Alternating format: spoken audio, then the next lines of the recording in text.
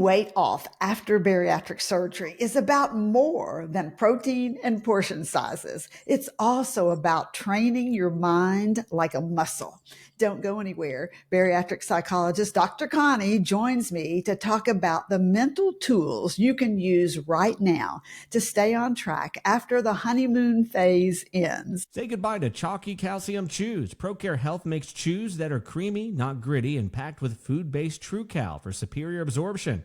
Now available in peaches and cream. And yes, it tastes as good as it sounds. Save 10% with code BSS10 at ProCareNow.com. I'm bariatric dietitian Dr. Susan Mitchell. You're listening to the Bariatric Surgery Success podcast.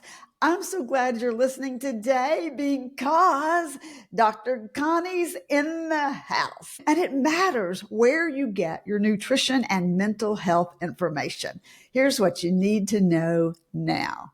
Joining me in the studio is Atlanta-based bariatric psychologist Dr. Connie Stapleton. She doesn't hold back. If you're a regular listener, you know she gets right to the core of the issues. She always shares practical ways for you to improve your relationships with food, with other people, but most importantly, with yourself. And we're doing that today with mental health tools that you can use. Don't forget, you can find the links to Dr. Connie's website and to her books, as well as her podcast called Weight Loss Winformation in the show notes. Hello, Dr. Connie. Hello, Dr. Susan and Dr. Susan's listeners. I'm so glad you're here today to celebrate the 200th episode of my podcast, Bariatric Surgery Success. Can you believe it? That's fantastic. Congratulations. Thank you. And we've done a lot of those together. We have, and I'm honored every time. Yeah, we've had so much fun. Well, today we're talking about mastering mind skills to keep weight off after bariatric surgery. And here's the blunt truth. Bariatric surgery is a powerful tool. But as you've said, Dr. Connie, many times on this podcast, it doesn't rewire your brain. Those old habits, those emotional triggers, the thought patterns, they sneak back in and they can sabotage your success if you don't address them. So let's get practical today. Let's get in the weeds with the mental tools that work. And this tool is close to my heart. Ditch the diet mentality. So talk us through the cognitive behavioral therapy, also known as CBT, that you use with the diet mentality. Absolutely. And I love the topic. Ditch the diet mentality. That is got to go. So if you're going to maintain weight loss, it absolutely involves shifting away from a diet mindset, which is so hard for some people to do, but we have to have a permanent health-focused mindset. So instead of trying to rely on willpower, which we know doesn't work, and restriction, which can set you up for going back for more, this approach uses cognitive reframing, changing your thinking, and a lot of self-compassion, which people aren't all that good at, to foster that healthy, sustainable lifestyle. I'm hearing you say cognitive reframing, and some people might be going, I don't really get that. So in this shifting away from a diet mentality, explain what cognitive reframing is. Okay, so cognitive reframing is changing your thought. It's recognizing if you're thinking in a negative pattern, like you're recognizing, you recognize your feeling, stress or anxiety or sadness, and you usually turn to food for that, to comfort that or give you coping. So once you can identify the emotions, then you find a healthier coping mechanism, not food, but something like journaling or meditation, exercise, something instead of food. So you challenge that negative thought. Like, is this going to lead me to where I want to be? Or is this all or nothing? It's food or nothing. I exercise all the time or nothing. I eat the carbs or none of the carbs. You got to get rid of that. You have to have more flexibility and forgive yourself for if you screw up or a little setback, but focus on the progress that you are making. Don't get I like that. Slip ups. So cognitive reframing is the same as cognitive behavioral therapy or a component of it, just so that I'm clear.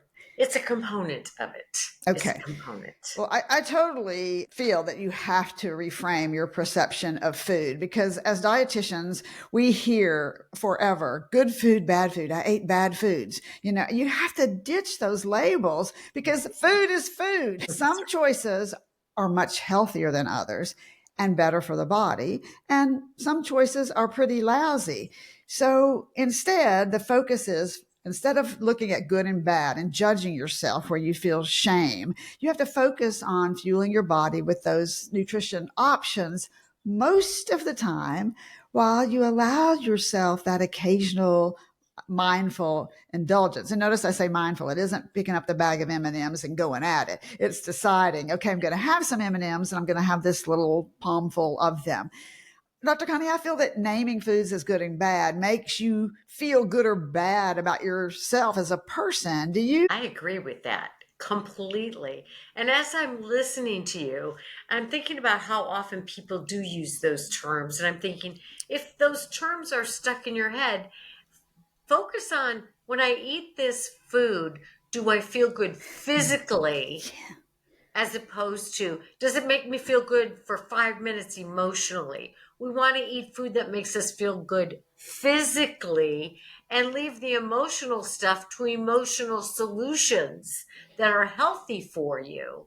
So food isn't good or bad. It's a way for us to have energy to live, and we can eat food that makes us feel physically good or physically bad. Healthy food makes us feel physically good. So if you're going to use those terms, use them in that way. Yeah. Which And it also has to be tasty. I'm all about, yes. food should be enjoyable and tasty. Food is all about love and family and emotions and special times. So I think people think when I say the word healthy, they have to turn and go, because 100% spinach. and it's just not true. Healthy food can be and is so delicious. It's just learning how to make it so. I'm a big fan of self-monitoring and strategic goal setting, whether it's in business or health, because it helps you stay on track. And both provide accountability and a tangible record of your progress. So what I always say is, first of all, think about tracking behaviors. Use a journal, use an app to record what you eat, when you exercise, and how you feel. If you will write down not just what you eat or when you exercise, but what the emotion is that goes with it, you can really reveal patterns in your habits and hold yourself accountable. And there are some great apps like Bariatric, MyFitnessPal, Lose It. They're worth a look and see and a try. Now, also, I'm all about healthy meals and making meals easy. So I do a lot of cooking, and I'll just add this in here because as you start looking at what you're recording, and let me just say, some people hate recording, and that is okay. If you don't like to record what you do, it's okay. But then structured meals become super important for you because if you're not recording and you don't have structured meals, it's easy to just start eating whatever, whenever. But I use sheet pan dinners, Connie. I don't know if you do, but I'm asked a lot, what can I have for dinner tonight? So I've got a freebie. You can get it. It has, I think, 4, 5, 6 sheet pan recipes. And what that means is everything goes on one sheet pan, like shrimp, all your vegetables, all at one time. And in about 30 minutes, it's ready to go. That's the way That's my kind it. of dinner. So you can find it at breakingdownnutrition.com/sheetpan dinners. I'll put the link in the show notes along with Connie's link and that too. But don't you agree that you have to, if you're not going to record your data, you've got to have some kind of way of setting goals, don't you think? Absolutely. And honestly, tracking is one of the number one researched ways to maintain weight loss.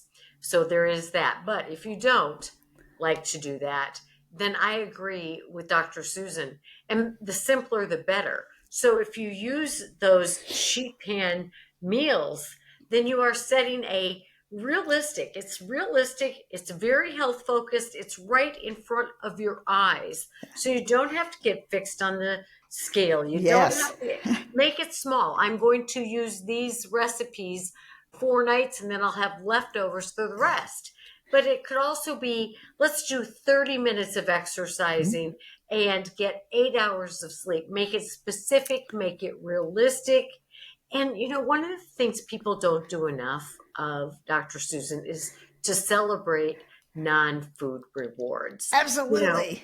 We think we have to celebrate, even for our kids, get them a new book, get them a new game, or give yourself a massage, or give yourself a 30-minute walk outside.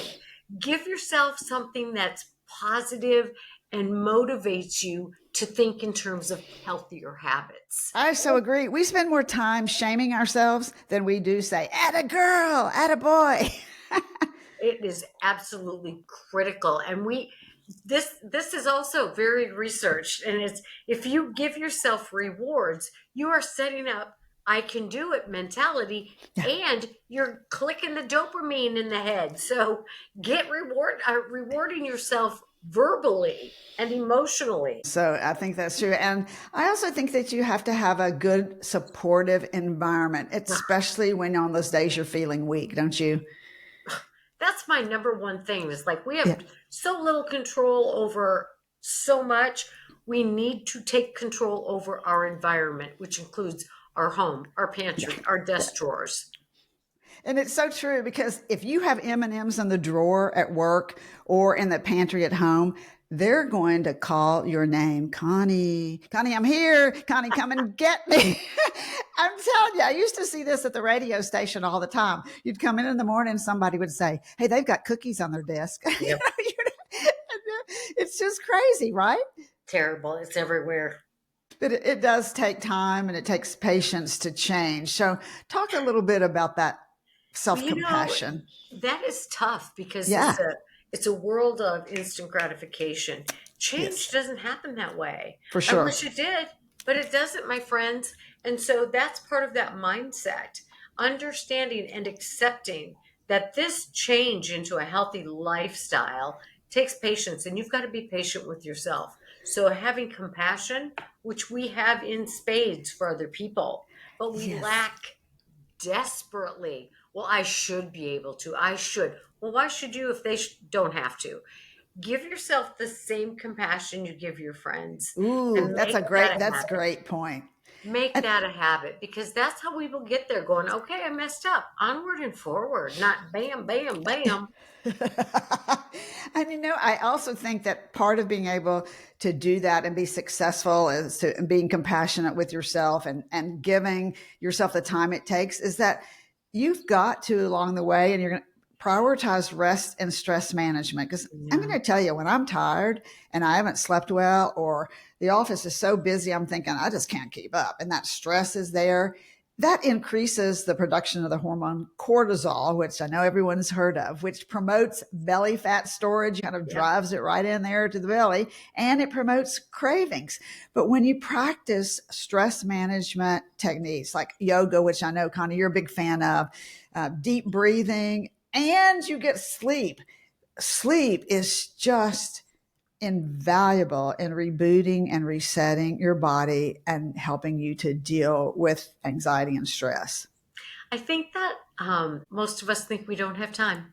We don't have time to sleep, and we don't have time to rest. But I think also, and I've heard a lot about the younger generation, like the early 20s now, they are understanding, because they've been more educated about this, and they are focusing on getting more sleep. They are focusing on, I'm not going to work 80 hours a week. I'm not doing it. Yeah. I think that is a really positive thing. And I think those of us who are in our 50s and beyond need to go, wait a minute, we need to take a step back. It was work. And so learning that we need to rest our minds and our bodies is such a gift to our health. Along with that drive that so many of our generation has of just work all the time comes this stinking thinking, as I've heard you call it, where we think we have to work 80 hours or we're just not getting it done, or we think we have to do this. How do you set yourself free from stinking thinking? Well, that goes back to where we started. It has to come with awareness, I'm aware that I'm thinking negatively about what I just ate. I'm aware that I'm thinking, oh, I'll sleep when I die. I'm aware that I'm thinking, I don't have time to rest. I don't have time to exercise. So being aware and catching those thoughts and go, wait a minute, what I'm really after is long time overall health, physical, mental, emotional health. And so if we can interrupt the automatic negative thoughts, that's a big part of cognitive behavioral therapy, and recognize, wait a minute, this thinking is going to lead me farther from my goals. Let's stop, pause, restate, maybe talk to a friend and say, wait a minute, I know I need to rest. Can you talk me into that? I'm not giving myself permission. So we have to catch the negative thinking and replace it with something different. So, this reframing again is something you mention a lot. And I think it can be hard to teach yourself because we're in a society in the United States anyway that says, drive yourself, take care of everyone else but you. And we kind of fall into that stinking thinking. How do you, and is it okay to just put into action where you talk to yourself and you say, stop? In the middle of this, stop, that's thinking, or stop, I'm not going to do that, I'm going to switch this. How do you actually put that kind of into action? The best way that I work myself out of a negative emotional state or a downward spiral is, first of all, I let myself have the emotions because they're there. So I Okay. give myself a minute to just have my little tantrum internally. And then I do that self-talk. Self-talk is critical. And it's like, really? Do you want to go yell at people? Then they're going to feel bad and you're going to feel bad. Do you want to go eat that whole do you want to go eat 12 cupcakes? Then I'm going to feel bad and I'm going to feel worse and I'm going to take it out on other people. So, to cultivate a more positive mindset, I take a minute, let myself deal with my emotions, do a few deep breaths, and then I have a conversation with myself, that self talk, reframe myself. Take that negative self talk and say, I'm going to go with something more positive. I have to. I'm going to destroy my day and everybody else's. And I focus on something great that I'm grateful for. It's like, yes, I hate the fact that I'm stuck in this traffic jam right now. And I want to just pull off and go to the Dairy Queen. But I'm grateful that I have nothing in my car to turn to that's going to sabotage my health goals. I'm grateful I have a cell phone. I'm going to catch up on a phone call with my best friend. So replace it with some gratitude and then call my friend and say, listen, I'm feeling kind of cranky. So I thought, I'm going to call you and we're going to laugh about the time I fell in the lake and went diving for my $400 glasses, which is a true story.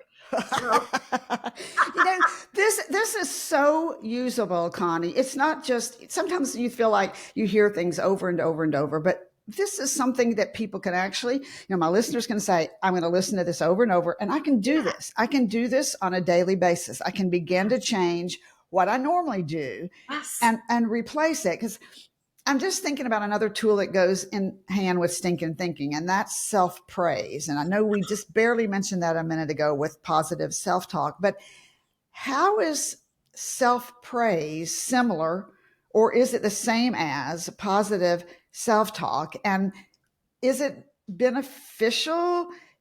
Does it power up your confidence to have this self praise? I mean, you don't want to start thinking like, "Oh, look at me, I'm all that." Right, because that That's isn't not what I'm talking self-praise. about. Yeah, that's just false, whatever. But yes, they're similar, they're different. So positive Okay. self-talk is more like, all right, if I focus on this negative thinking, is it going to lead me to my goals or astray from my goals? If I take the time to change it, and this requires effort all the time. So make Yeah. little sticky notes, put them in your car, put them on your desk drawer, put them on your mirror. It requires knowing what to do in the moment. We can't always think. But positive self-praise is very different. And like you said, it's not the braggadocious, it's the, you know what? I made a healthy choice today instead of turning to food. I feel so good about that. And the repercussions of that are amazing because it does give you, you know what, I did it once, I bet I can do it again. So it does motivate you. It increases that word that I love, self-efficacy, the belief that I can do it again. And it makes you feel better. And feeling better gives you that dopamine hit, and it motivates you to do it again. So the small, tiny praises are so worth your while. You don't have to go broadcast them, just in here. High And, five yourself. and I think it's hard for most of us. We were never taught to praise ourselves, I guess. It seems like for some reason, negative thoughts roll off the tongue so much more easily. It is absolutely true. And here's the deal. That's why I said it takes effort. It really does. But I think we're so programmed in our stupidly paced society and our perfectionist and all that stuff. We got to reverse this pattern. Yeah. I'm reading an impressive book called The Myth of Normal. Our society is not healthy and normal in these regards. So Correct. if we do praise ourselves, if we do give ourselves compassion, if we do look for the gratitude, our stress and negativity decrease so much. Do you know what that makes us? A happier person and a whole lot nicer to be around. And healthier. It does. It's just like I can focus on the traffic and the people at the work, and I can go, or I can focus on, thank God I have a job that I hate because I can feed my family. Finding some gratitude. Absolutely. A lot of people are telling me they feel stuck in their job. I'm like, you can look at it as you're stuck in your job, or you can look at it as in this society where people are being laid off right and left, I am choosing to stay put in this job because it provides me with what I need. It's a big change. And then you can go into gratitude, which helps so much. Focus on that self-concept. Talk positively to yourself. Talk positively about yourself in front of your children and set the example for others. Be the positive person in the negative environment. People are going to be like, I want some of what she's got.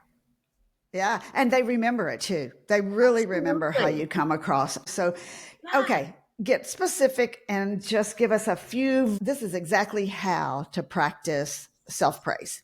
Absolutely. So already today, it's like, oh my gosh, I made my bed. I got that done. I feel really happy about that. I like a clean environment, makes me feel more organized.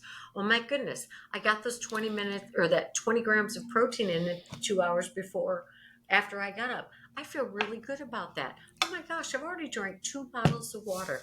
That is amazing. I am really doing a good job. I am on track.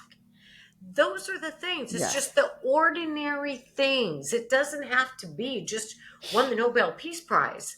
If you drank your water, if you took your bariatric vitamins, if you got that 20 grams of protein in 2 hours of being up or whatever your dietitian has told you, that is praiseworthy.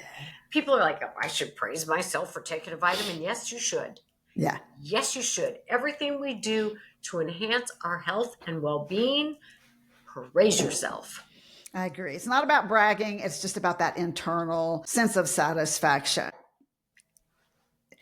So as we wrap up, Connie, what mental tool have we missed that you feel is super important to know?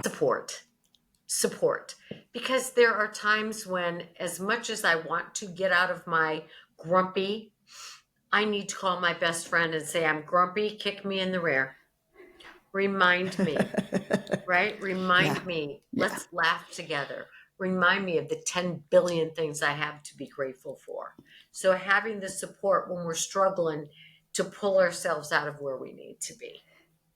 Such great information. Always realistic, always usable today in our lives. Thank you for sharing your valuable time with us. I love being with you.